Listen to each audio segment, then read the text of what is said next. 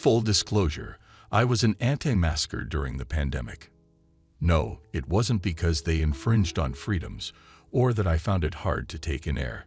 It was just that masks made my assignment at the time rather difficult. I'm a mercenary, a gun for hire. I contract out through a shadowy outfit based in DC. Up until 2020, my jobs had all been sandy, poor places where the big governments like to play war. My jobs were the dirtiest of the dirty work. I did missions that militaries wanted to be able to distance themselves from if something went wrong. It was only a matter of time before I got a fucked up contract, like I did in Romania. A memo came in from Bucharest asking for a dozen American contractors with combat experience. I didn't ask questions. The paycheck was enormous for what seemed like a cakewalk compared to keeping up the West's war of terror or shit. I mean on terror. Yeah, that's it, war on terror. All 12 of us were given different arrival dates. When I landed in Romania, 6 soldiers from America were already there, and I suspected I'd be meeting up with them.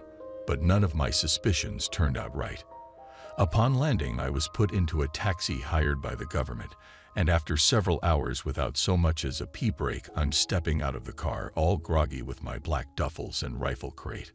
A swath of great forest runs through Romania following the Carpathian Mountains like a backwards L. I was now near the head of that L, by the Ukrainian border. I could hardly believe my surroundings when I got there. I was expecting to join a tactical team for a briefing. What I found was a thatched roof shelter.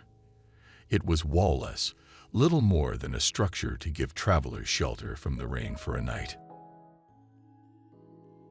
The shelter was stationed at the edge of the forest. It was some kind of checkpoint or resting point before you ventured any further into the woods. There was a single trail that snaked through the dark spruces behind it and disappeared deep into the forest. Something was off about this assignment, but my mind didn't linger on what. I stopped and breathed. The fragrance of the coniferous trees was a balm after 6 hours of smelling my cabbie's camels, but he himself wasted no time getting away from fresh air. The taxi driver slammed his door and sped off without a goodbye. A spatter of mud slapped onto me as the little car puttered away. I flicked a few globs of mud off my sleeves as I went to the shelter. There, an old man tended a fire, cross-legged, while 2 gray-muzzled sheepdogs rested their chins on his legs. I did not speak Romanian.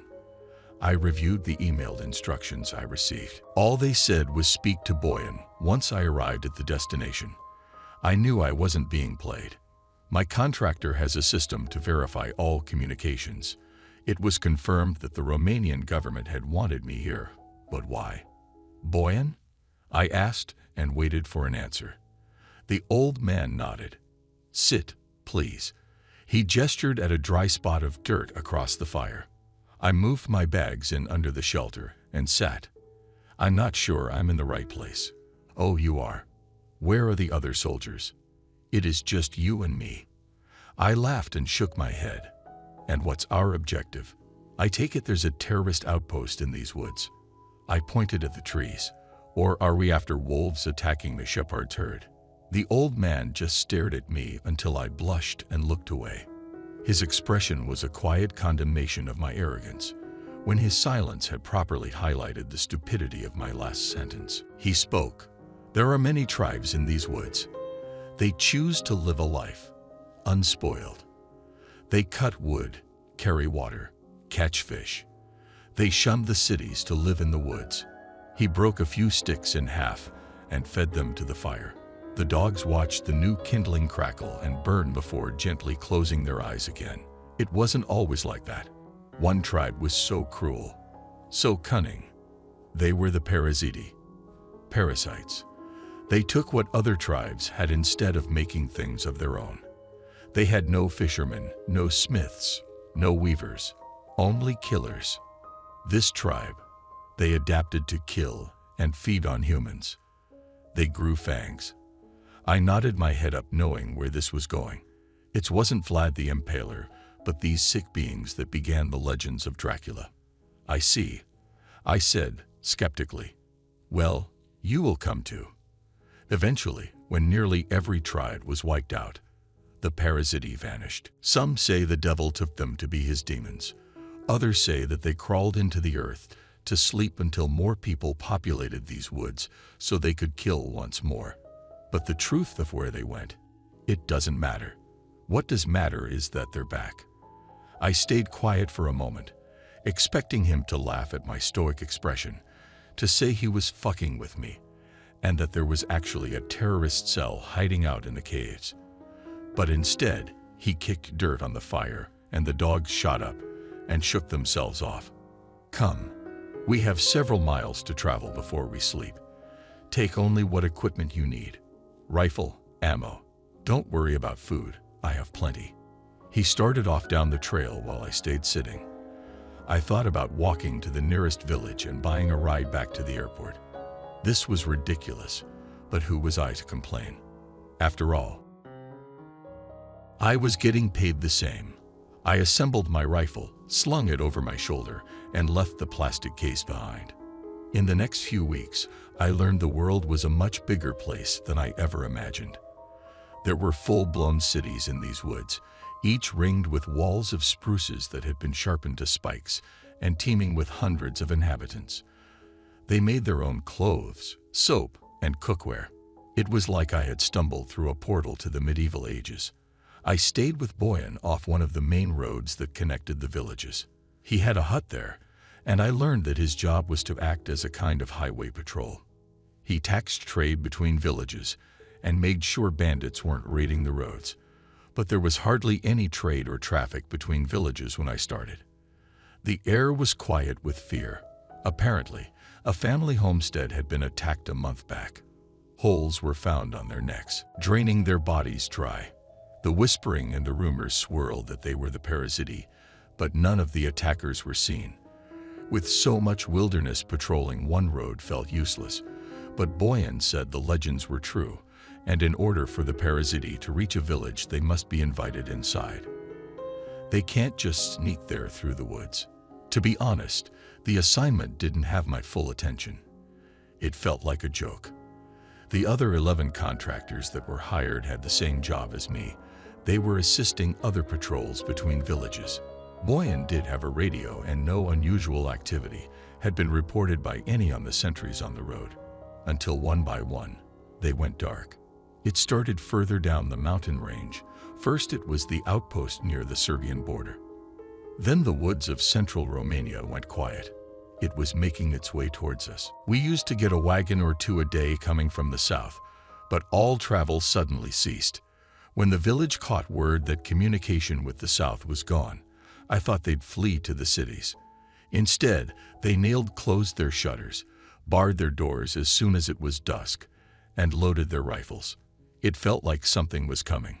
One day when Boyan and I were watching the road, a rickety wagon approached pulled by a pair of mules, their ribs bulging against their fur. Boyan and I looked at one another, and I shouldered my rifle, stepping out into the muddy road.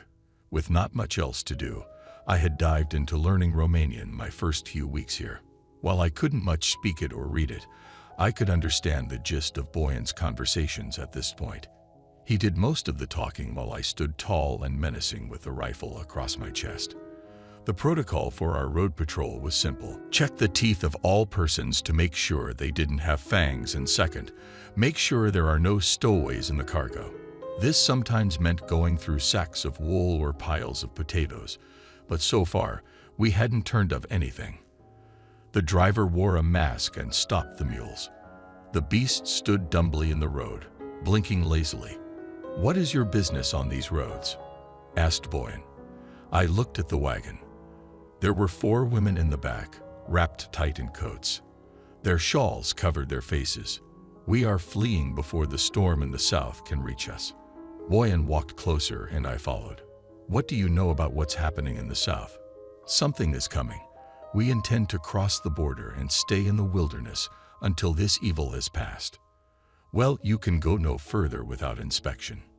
As we expected, Boyan gestured for me to go to the back of the wagon. The women all wore masks too. This was 2020, and the pandemic was taken seriously here. The people knew if there was an outbreak in any of these remote villages, there would be hardly anything town doctors could do, and many would die. Teeth, I said and held my mouth open in a smile with my pointer fingers. One by one, the women pulled the heavy shawls up over their eyes and showed me their upper teeth. But even before I looked for fangs, something about their movement bugged me.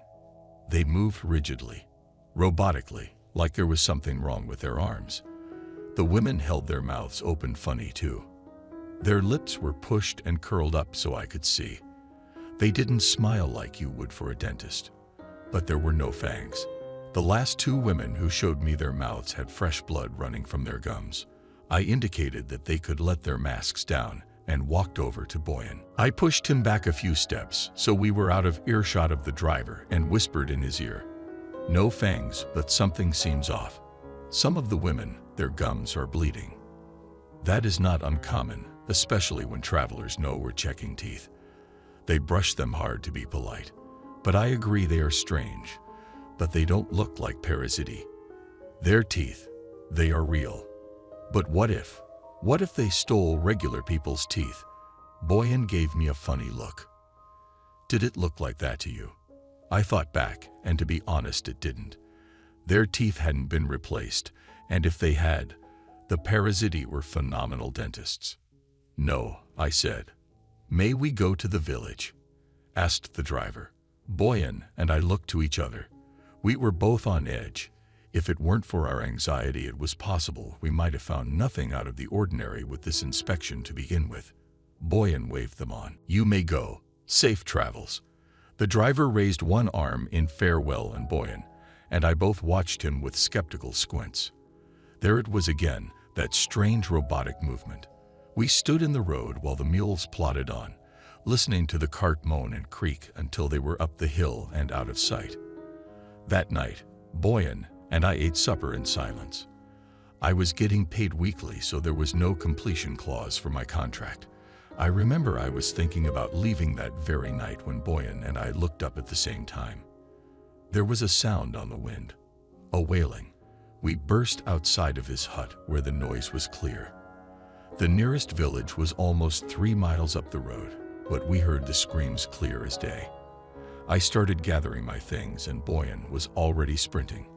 As we got closer, we smelled smoke and could see the orange glow of flames flicker in the sky. In the time it took to get there, the screams had ceased. The gate to the village was left wide open, invitingly. Boyan and I slowed and walked silently the rest of the way. The village still made noise. The fire leaping hut to hut was crackling, whistling, and roaring. We got to the mouth of the gate, and I froze. My combat experience didn't prepare for this terror. There's speed to a firefight, a forgetfulness of fear, but this had me shaking like a child. There, inside just the gate, were the bodies of the coach that had passed by hours earlier. The man and the 4 women. Boyan bent and turned one of them over, and we both jumped back at how easily the corpse moved. It was weightless. I set my rifle barrel against the chest of one and prodded with it. The entire chest was empty. No organs, no bones. It was like that for all of them. Their legs and arms were hollow tubes, and their heads. They'd been cut in two and stitched back together. "The parasiti," I said aloud. "They massacred them when they got to the village. They were already here, waiting for more people to come." "No," said Boyan, stepping backwards. "No." He started to sprint away into the woods. "Trojan horse," he shouted back at me. "Hey, wait." But I stayed still, realizing what he meant. It was why their movements were so mechanical earlier. It was why some of their gums leaked blood. The parasiti had emptied these humans out, spooned out every last ounce of flesh, and stuffed themselves inside. "Oh, fuck. Oh, fuck," I said while beginning to follow Boyan. "You see, it was our fault. We were the ones that had let them in."